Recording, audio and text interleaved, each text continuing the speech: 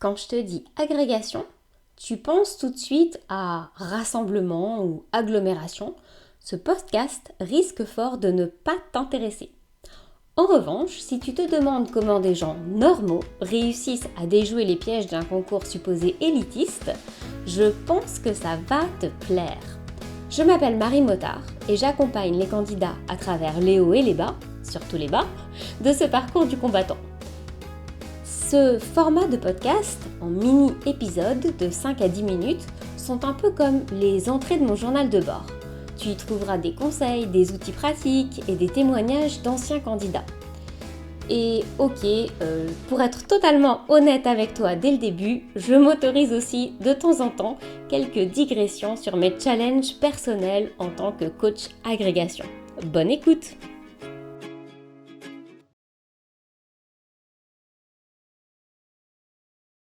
Cette semaine, j'ai repensé à toutes les heures que j'avais passées à me prendre la tête pour trouver des problématiques qui tiennent la route en dissertation. C'est sans doute pour ça que je préférais de loin les épreuves de traduction. Au moins, pas besoin de se casser la tête avec cette foutue problématique, on nous donne un texte, on traduit.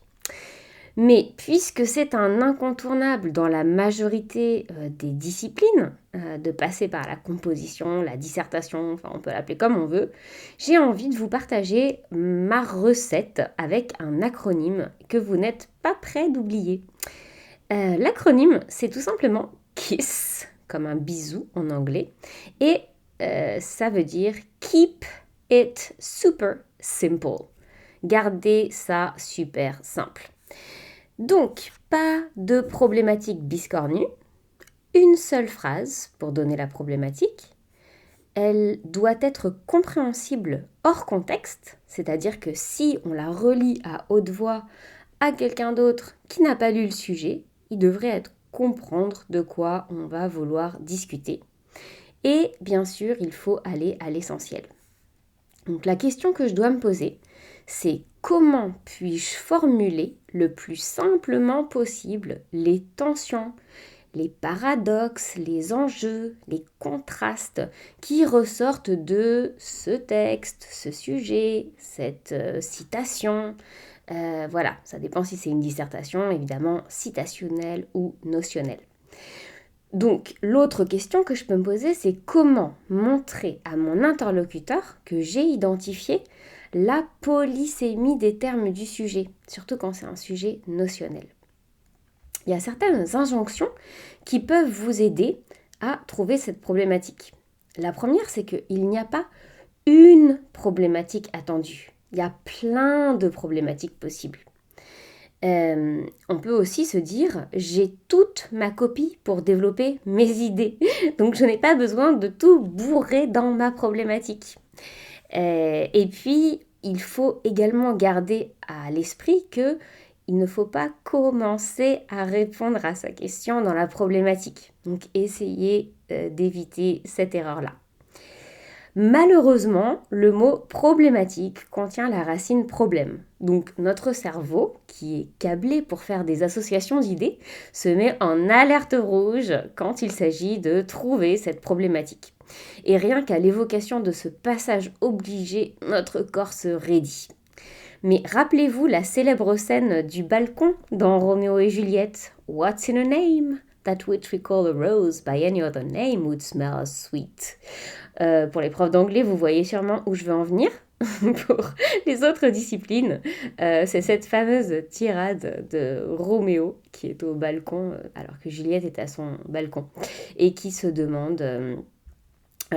qui se demande ce qu'il y a dans le nom Juliette. Est-ce que c'est son nom qui l'a défini? Bref, je ne vais pas faire une explication de texte sur Shakespeare, surtout que c'est vraiment pas mon fort. Donc, appelez-la autrement que problématique s'il le faut, mais n'en faites plus un problème.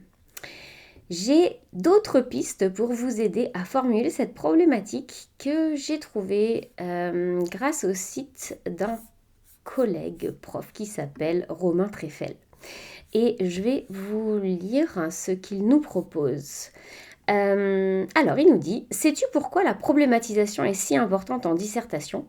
Parce que dans problématisation, il y a problème. Or, la dissertation consiste fondamentalement dans la résolution d'un problème intellectuel. Vous voyez, il a aussi fait le rapprochement avec le mot problème, mais il l'a pas fait sous le même angle que moi. La problématisation est donc une opération cruciale de l'exercice.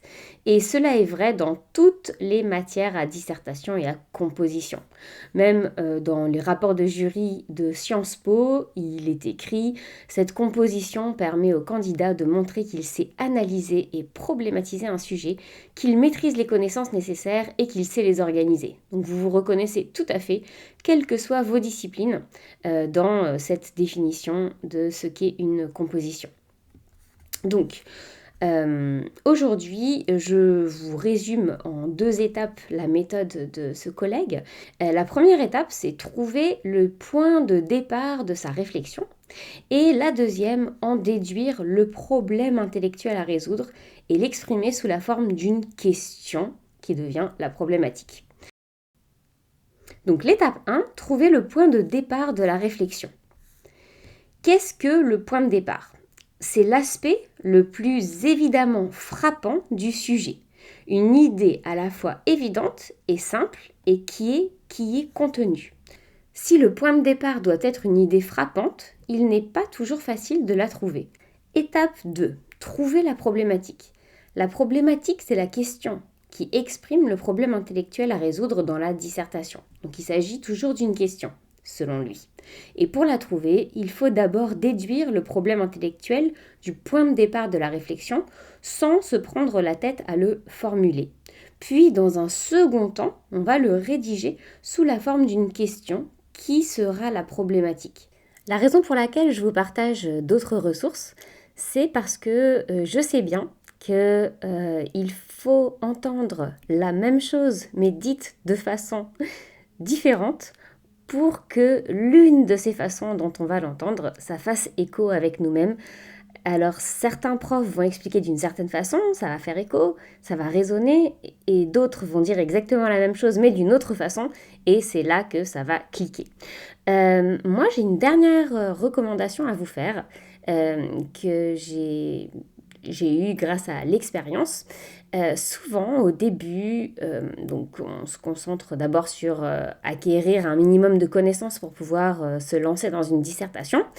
Et après vient le moment de rédiger notre première dissertation. Et en fait, ce qui nous bloque, enfin d'après mon expérience, d'après l'expérience que j'ai eue auprès des candidats, c'est justement de formuler cette problématique et ce plan en trois étapes. Et une des idées que j'ai soumises aux candidats et qui leur a plu, c'était de se dire, imaginons que vous devez expliquer simplement quelque chose de compliqué.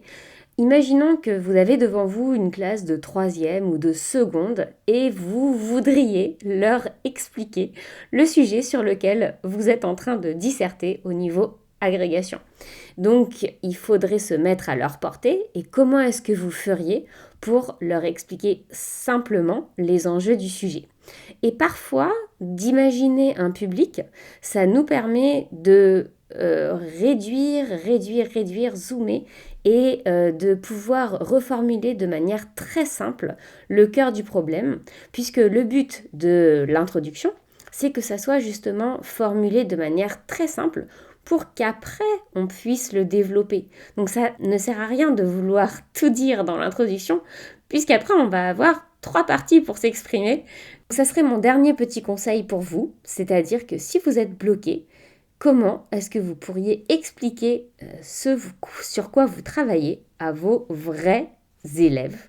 Et peut-être que ça vous permettra de faire un petit pas en avant et de débloquer cette génération de problématiques.